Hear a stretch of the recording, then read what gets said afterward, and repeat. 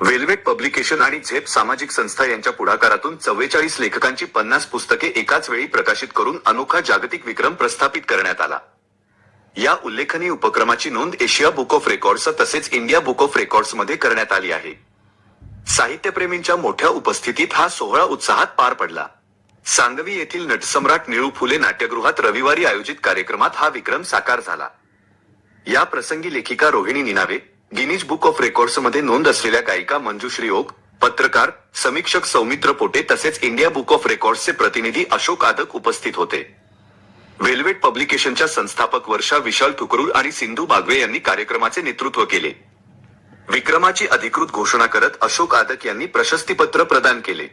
या उपक्रमात 9 ते 80 वयोगटातील लेखकांचा सहभाग लक्षणीय ठरला।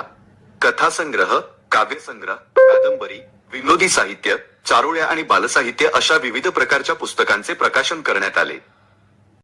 वर्षा ठुकरूल वेल्वेट कविशा नावाने लिहिते, लेखिका आहे। लेखिका टू प्रकाशिका असा प्रवास चालू आहे आता।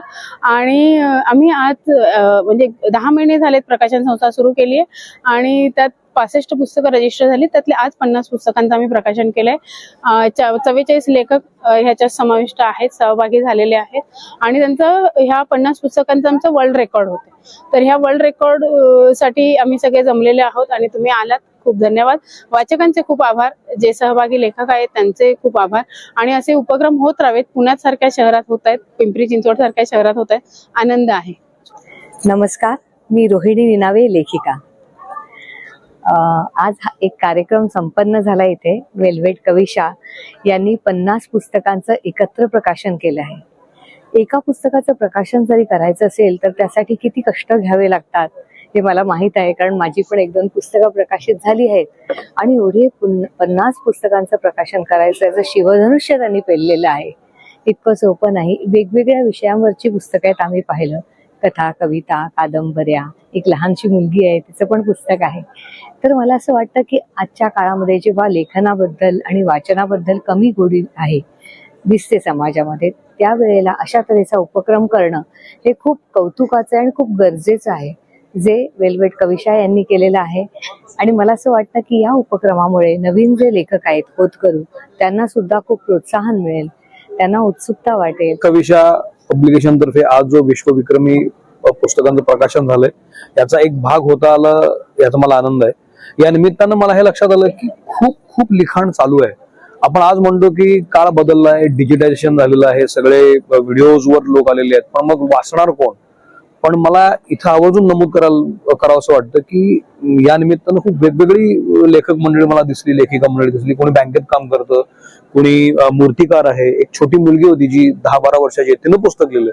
तर लिहावंसं वाटणं ही मला फार महत्वाची गोष्ट वाटते।